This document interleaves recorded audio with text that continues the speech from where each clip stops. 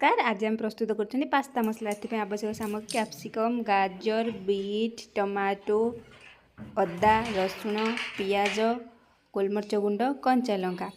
प्रथमे आम पानी को गरम कर किसी तेल पकई पानी भल भाव फुटीगला पास्ता को पकई नवा और ठीक भात है पास्ता को आम सीझे नवा।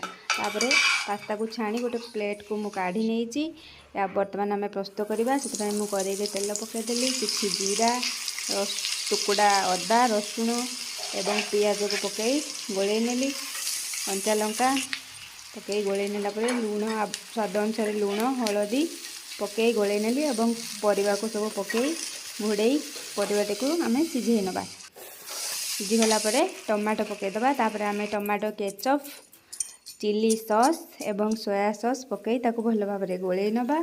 तापर आम पास्ता को पकई गोले नवा। बर्तमान आमर पास्ता रेडी हो।